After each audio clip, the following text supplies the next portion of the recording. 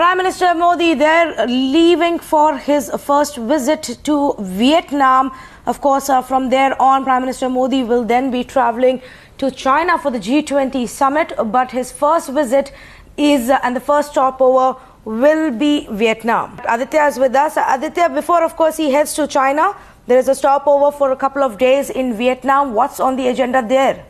Absolutely, it's a very important multilateral visit for Prime Minister Narendra Modi yet again, this time in Southeast Asia. And in fact, he's beginning this trip with Vietnam. In fact, these visuals coming on your screens are from the Palam Technical Airport in the national capital. He is, in fact, embarking on the Air India One.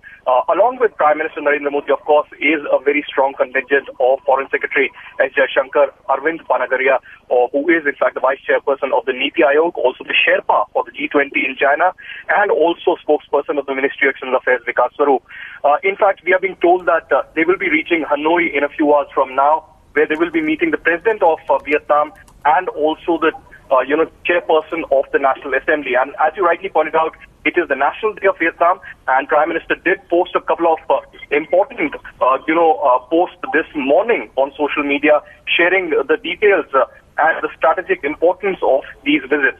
Now, after this two-day visit of Vietnam, where, of course, he will discuss South China Sea and the defense capacity building of Vietnam. Now, Vietnam for days has been asking India for the BrahMos missile. And immediately after these couple of days of bilateral visit, he will head towards China, where the G20 summit is being held. And apart from the crucial G20, there are two important bilaterals on the sideline. One, of course, with the Chinese President Xi Jinping, where, of course, there will be discussions and India will raise, India's bid for the elite nuclear suppliers group, and also concerns of how China has been trying to scuttle that, and also how China's ally Pakistan has been spreading terror all across India, and terror has been emanating from the Pakistani soil.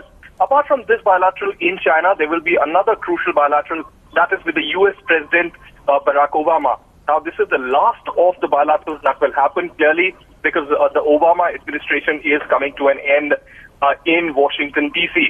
And, after these bilaterals are over and the G20 multilateral really ends, of course, discussing a wide range of issues and challenges, he will head towards Laos, where two important multilaterals, that is the ASEAN Summit and the East Asia Summit, is going to be held. Of course, crucial because India's Act East policy has been significant over the last 2 years, and Prime Minister Narendra Modi is going to play a crucial role. That's what he says in this particular region for bonding the entire region against China's assertiveness.